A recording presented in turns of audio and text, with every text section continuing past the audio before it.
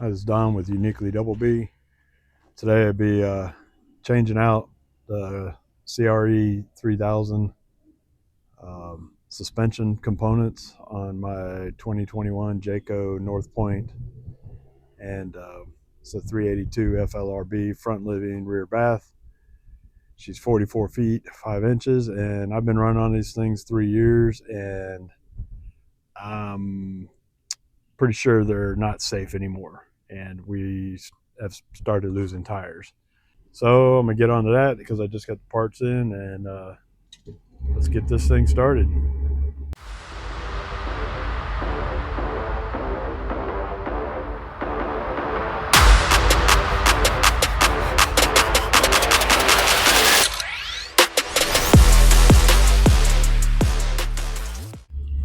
First thing to do is clear the slides of things, put your stairs up, and get this thing. I'm gonna use the landing legs to get it leveled up, just to where the tires are just barely touching, and then I'm gonna use my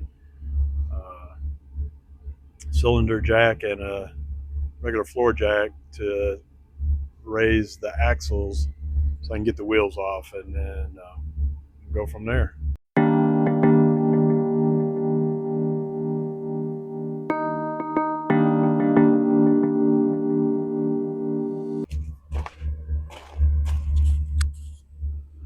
All right, first going to crack these lugs, and then get these jacks positioned, and we'll get these wheels off.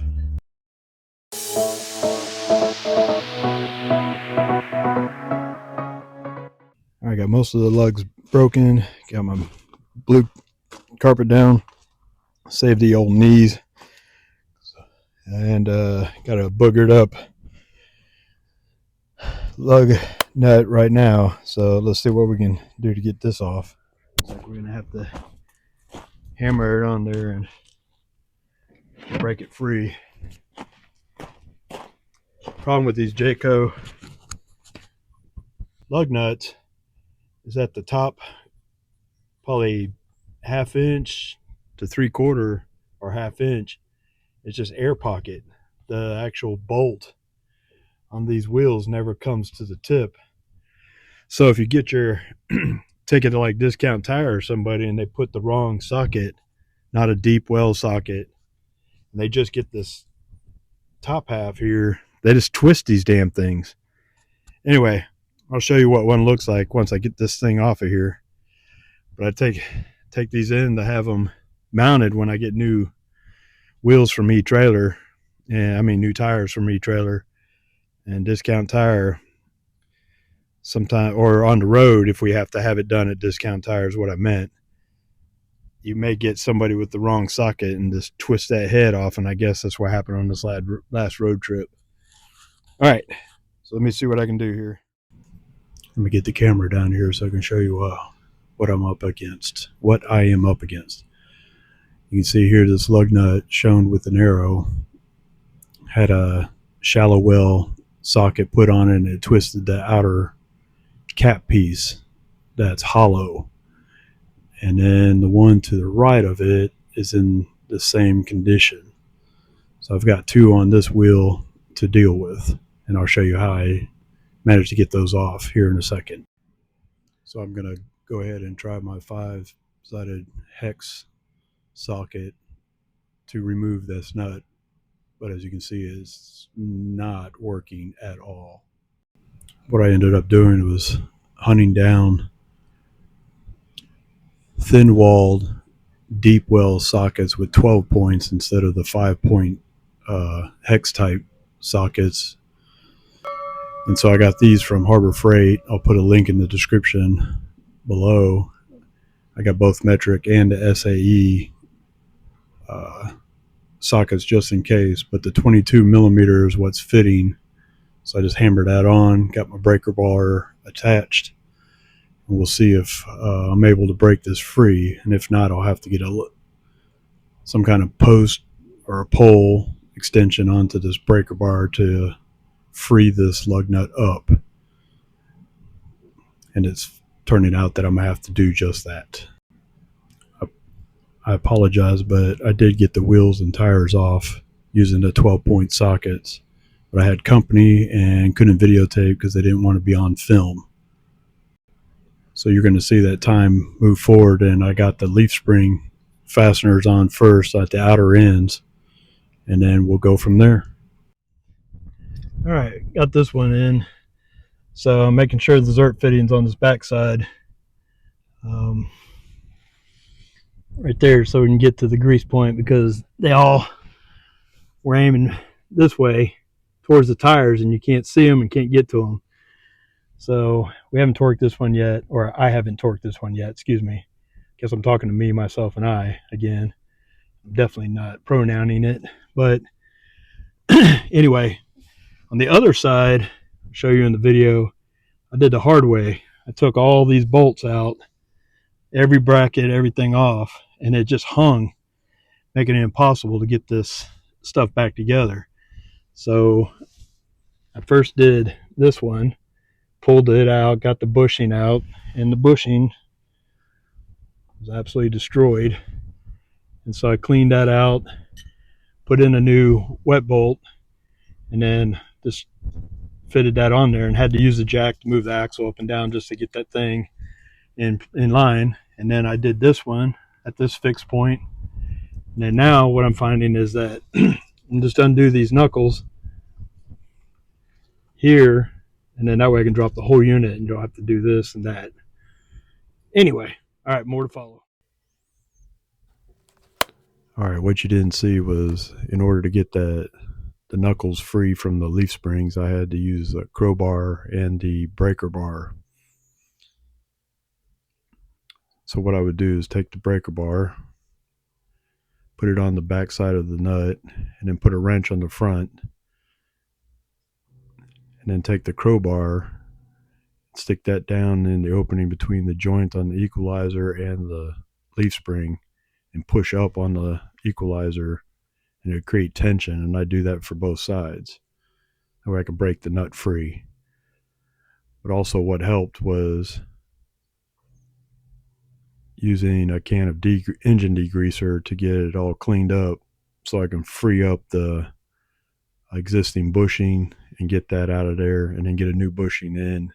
And then I hung the new knuckles on there just to keep them there while I take apart the equalizer, which has existing knuckles on them, and then I'll just drop the whole thing all at one time.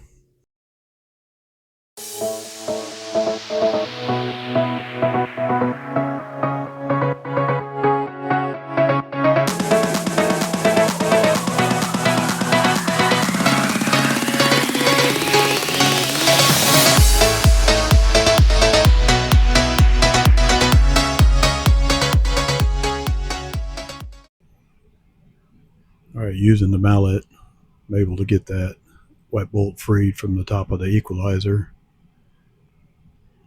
And then now we use the same mallet to free up the equalizer from the channel. There's no worry about damaging it because it's already damaged.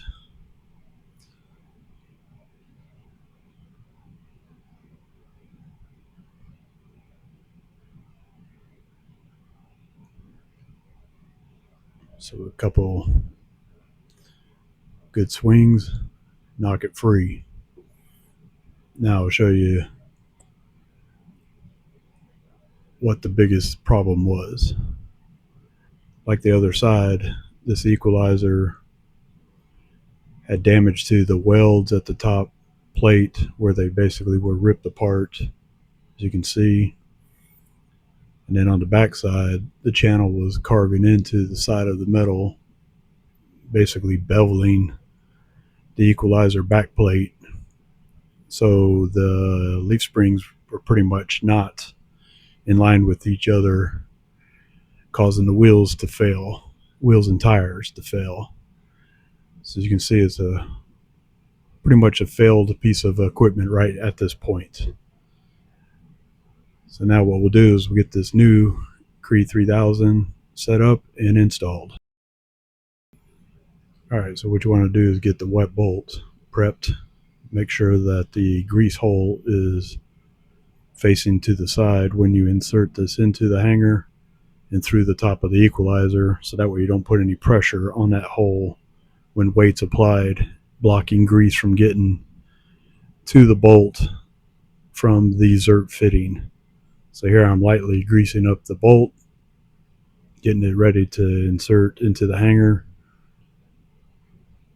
Get the new CRE3000 equalizer, push this bolt through, and make sure it's snug. However, I'm noticing that the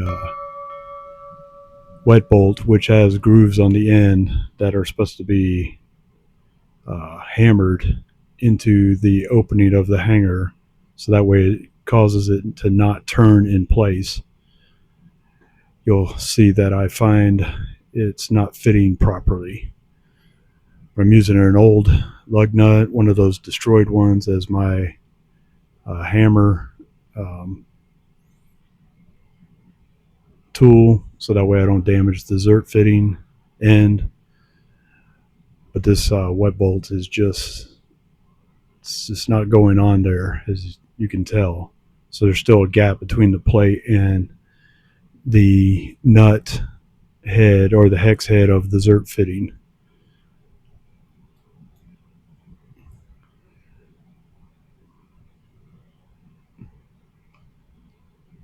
So give it a few more hits and see what we're up against. But I'm noticing that the threads are not coming out the backside. I know the camera's not there, but that's what's occurring. So what I'm going to do is check the other wet bolts, and I'm finding that I grabbed the wrong one. So I grabbed the knuckle wet bolt, and the one I'm showing right here is the one for the top of the equalizer, which I found that the hanger thickness of its side plates and the equalizer are greater in length. So when you install this part, double check your wet bolts. You'll see that the knuckles are shorter in length than the one that goes at the top of the equalizer, as I'm showing here. It's a nice little lesson learned, and just needed to pay attention. So I'm going to go ahead and get that installed now.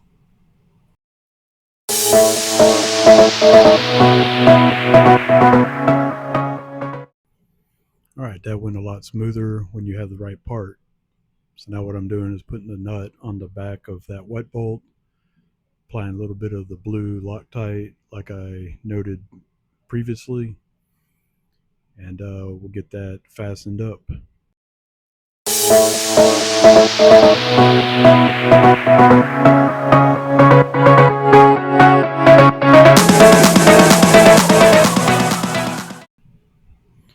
Alright, after I got that top wet bolt fastened, I'm now going to take the knuckle assembly. I had this hanging there so I don't lose it. Getting the outer plate off, get this out.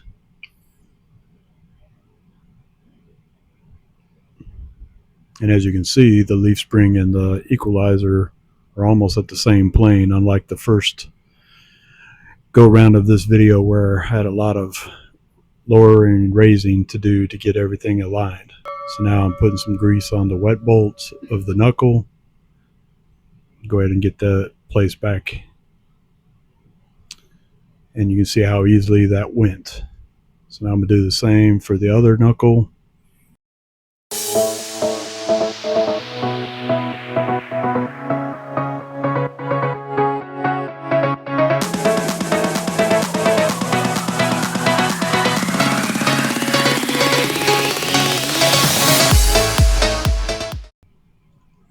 Alright, now to get this one on there, it's going to take a little bit of crowbar work. So using the crowbar from Harbor Freight, push it in the direction of the arrow, and it gets that equalizer just in the right position to slide on that knuckle between the leaf spring and the equalizer, thereby allowing me to get the outer plate back on it. All right, it's on there, but it's not completely squared up with the wet bolt. So take a crowbar, give it a little push, and there you go. Now it's popped on there to where I get to the threads. Get the nuts on there.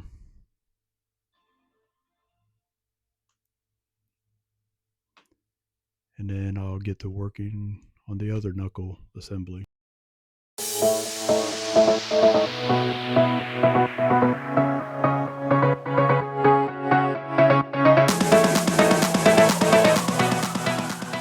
All right, now that I got all that completed, I'm going to go ahead and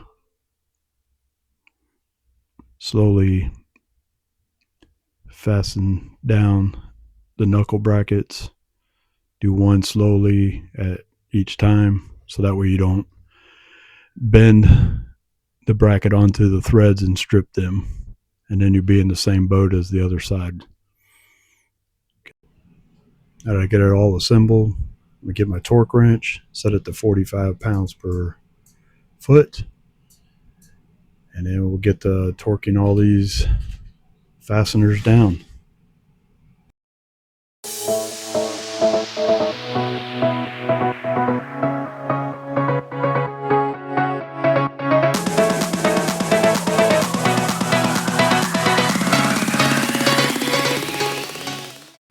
And don't forget to grease each of the wet bolts before getting the tires and wheels on.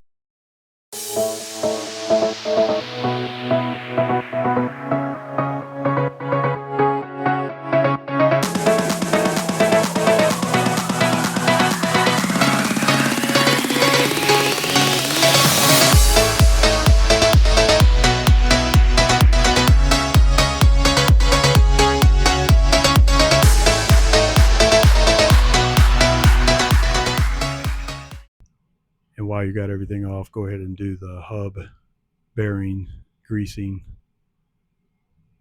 while you're here. So just make sure you don't put too much or too little. You want to look inside the hub, and if you start to see new grease, stop immediately. All right, now that you got the whole assembly done, go back and double check all the fasteners and double check the torque. But what you're going to see here in a second is that the equalizer wet bolts at the top of the knuckles, each of them stripped out for some reason, just like the other two on the other side did. Inferior product, I guess, or two.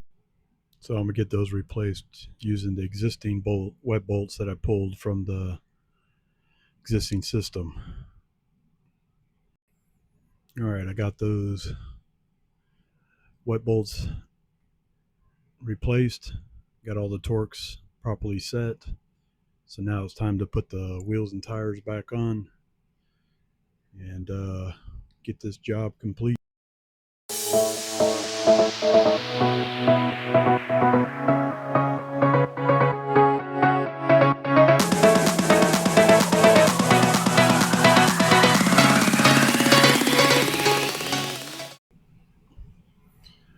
All right, so I got the whole system installed. As you can see here, it looks kind of wonky, but when you let the camper down, this equalizer will pop those knuckles back where there should be. And just remember, I'm missing 4 lug nuts right now due to the damage that they sustained.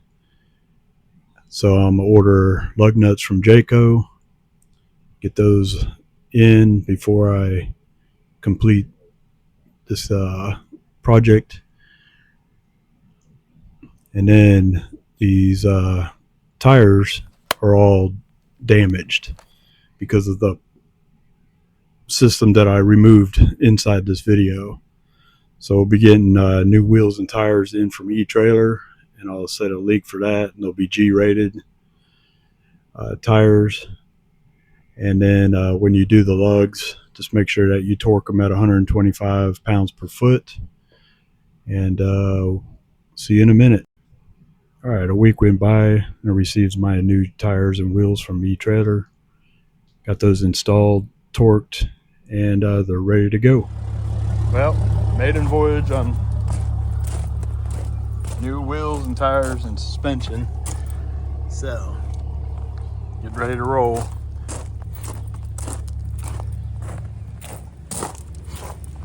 Did a brake check, everything worked there. This one settled down already, popped back in place. But here we go. This is Don with Uniquely-DOUBLEBEE. Well, we completed a 2,800 mile trip in our RV on our new MORryde suspension system and wheels and tires from E-Trailer. They all did very well. I did have a little bit of trouble with the truck. I bounced the wheel bearing loose, so I got that being repaired now because it's something out of my wheelhouse. However, that was on I-10 between Lake Charles and Lake Charles and Livingston, Louisiana. So horrible conditions. So took a beating. So the suspension held up during that, which was great. We did lose the washer. We lost the rear diff and a front wheel bearing on my truck. But my truck's, let's see, almost 11 years old now, 12 years old, and never had a problem with those things. So I just think they just finally gave out. But we're getting that updated. The washer, I'll have a video out on it. Replace that because the dryer took a flight and completely smashed the top of that washer. So there's a Splendide, however you pronounce it, inside this monster of a RV we have. But other than that, it's just nice knowing that the suspension held up, and I hope you enjoyed this video. Like, subscribe, follow, and please comment. Do check your manuals for all your torque ratings, and do due diligence to install the system properly and safely. I hope this video gives you some good guidance, some good tips, and we'll see you out there on the road. Keep RVing. Uniquely-DOUBLEBEE out. Your friendly Uniquely-DOUBLEBEE spokespuppy here again. I want to thank you for watching another Uniquely-DOUBLEBEE video. Please like, subscribe, and comment. Now go on to more of our videos. Shoo, chillax, or skedaddle. Rough.